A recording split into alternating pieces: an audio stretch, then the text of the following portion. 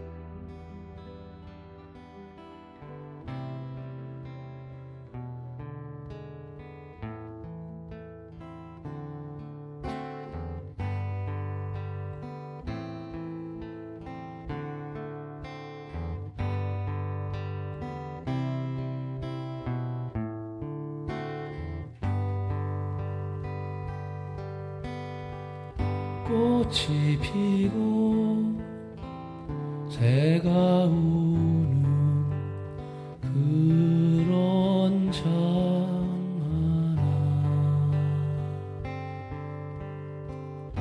바람 들고 햇살 드는 작은 장하나 카페 언덕 위에 가보는 그 제1호점을 망월동 구묘역에서의 공연으로 시작했습니다. 그리고 35주년 5월 제2호점으로 80년 전남도청 옆에서의 작업을 준비합니다. 20여 년 전 은인을 찾아 나섰던 순임이 순애 언니의 자취를 찾다가 이끌려 찾아간 금남로 예술의 거리 한편에 있던 카페. 이후 이름 없는 공연의 작업 속에서 이런저런 에피소드 안에 등장한 그 카페는 간혹 망월동 가는 길에 있기도 했고, 겨울여행 연작에선 5월 26일 자정 망월동 국립묘역과 27일 새벽 4시 옛 전남도청 앞마당에 있기도 했습니다.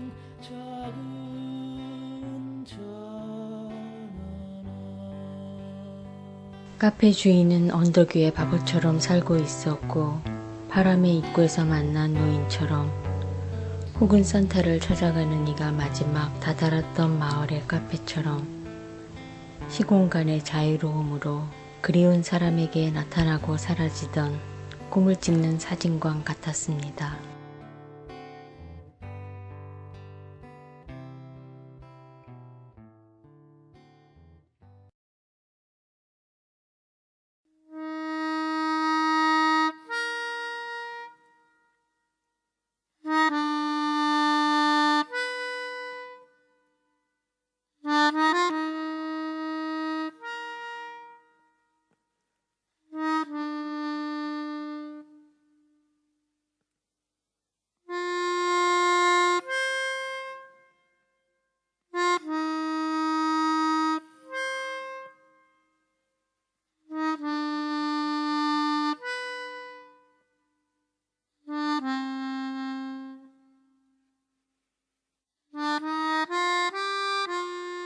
작업을 이어오면서 이 카페엔 참 많은 사람들이 다녀갔습니다.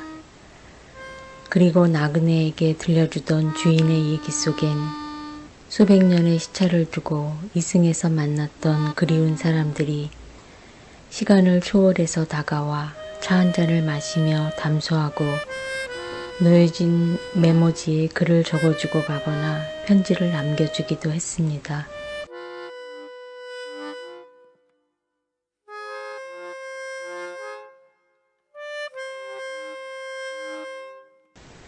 카페 언덕 위의 바보는 우리가 그리워 다가가는 그곳 한편에 환시처럼 놓여졌다 사라집니다. 그리고 그곳에서의 시간은 차원의 구애 없이 연결되고 교차하며 지나간 시간과 오늘 그리고 미래의 시간을 그리움에 맞춰서 연결시킵니다.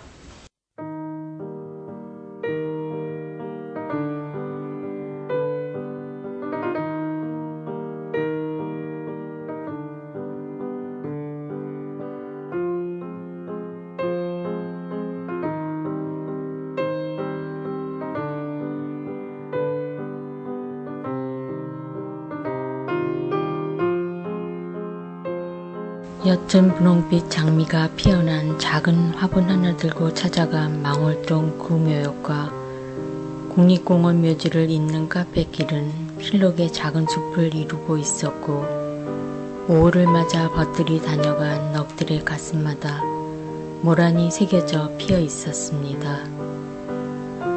앙뚜안이 야간 비행을 얘기해주며 달에 다녀온 얘기를 들려주던 작은 비행기와 제이님의 편지, 그리고 상무대 피의자 대기실에서 처음 만났던 영철님의 마음을 담아 나무꽃도 한 잔의 찻잔 곁에 놓았습니다.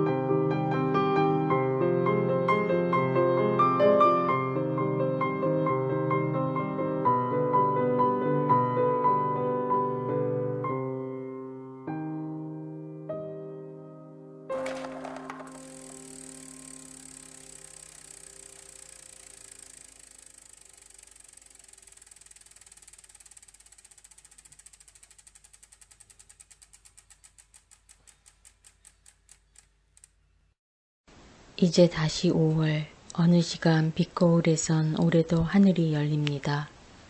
그리고 넋들이 숨쉬는 이곳에서 다시 카페를 엽니다.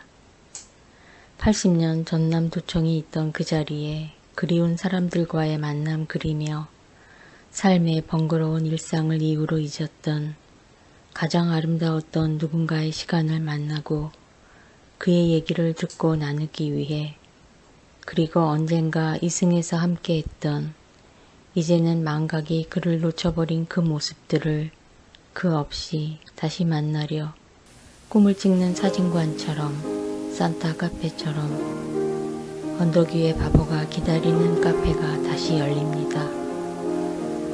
보여드릴 것은 아무것도 없고 듣고 싶으시다면 넌지시 들려드릴 아름다운 시간의 흔적과 인간으로 다녀간 정의의 소중한 추억들이 하늘에서 투영될 뿐입니다. 언제라도 힘들고 지쳤을 때 내게 형, 어제 충무를 다녀왔어. 전에 우리가 잘 가던 사회과학 책방 알고 아주 좀 하얀 집, 커피숍 스크린, 대학병원 앞에 거리들. 이름이 바뀌긴 했지만 알 책방에서는 요즘은 구하기가 힘든 해방 전후사의 인식이 한쪽 구석에 먼지가 뽀얗게 쌓인 채 아직도 있는 거야. 하얀 집에서는 혼자 술을 마시고 있는데 구식 다이얼식 전화기가 카운터에 놓여져 있는 거 있죠. 전화를 걸어봤어. 혹시나 통화도 될까 싶어서. 지금은 없어진 예전 형집 전화 6자리 국번. 이번에 이사를 했어요. 집 정리를 하다 보니 형이 군대에 있을 때 보내준 편지와 사진이 나오는데 참 정겹대. 형은 어디에 살든 그때 그 열정과 믿음을 가지고 살 것 같다는 마음이 들어가요. 그런 생각들 하고 있자니까 다른 공간, 다른 환경 속에서 살아가더라도 삶에 대한 의미와 보다 더 가치 있는 이유를 찾으며 살아야겠다는 생각도 들고 말이야. 참, 얼마 전부터 지난번 여행길에 만난 분교에 다닌다는 소년에게 책을 보내주고 있어요. 비록 작은 출발이긴 해도 그 길로 쭉 걷다 보면 형의 마음을 만날 수 있지 않을까 싶네. 형, 우리 서로 볼 수는 없을지라도 희망에 대한 믿음과 세상에 대한 사랑 잃지 말고 살기로 해요. 그럼 이만 편지 줄여. 잘 지내.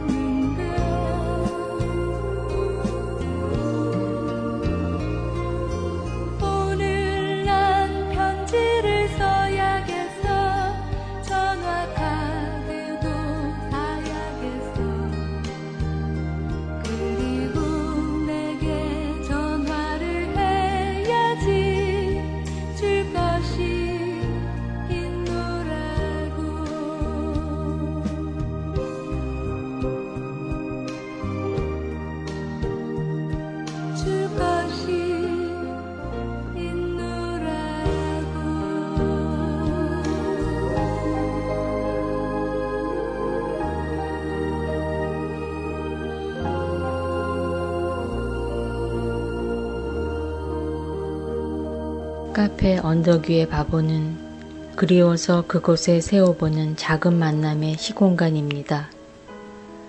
초월해서 교차하고 순열이 의미 없는 차원 복합의 공간에서 차 한 잔의 쉼으로 머물렀다 떠나가는 여행길의 환시 속 한 점입니다. 이 다시 피어도 그대는 오시지 않네. 모란처럼 붉게 타버린 그대의 이름 불러도 얼굴은 희미해져도 사랑은 가슴에 남아. 노란 향기 짙은 노래 무겁게 되살아나네.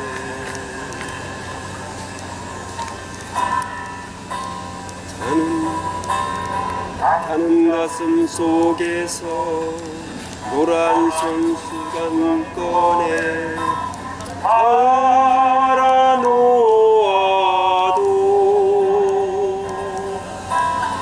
먼 길 떠나버리신 사랑하는 그대여 왜 아니 오시나요?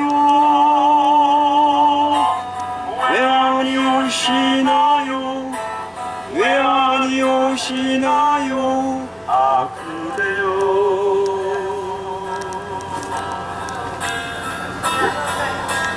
월이 다가도록 가슴 속 맺힌 이 마음 사랑해.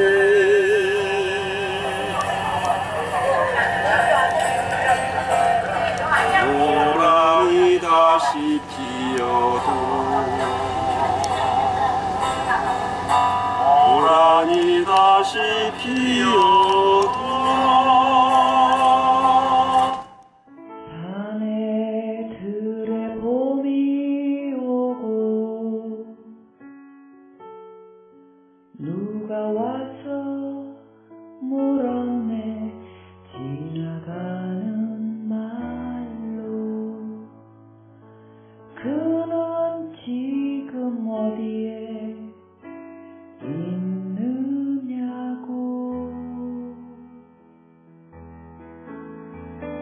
나는 대답했네 그는 거기에 있다고.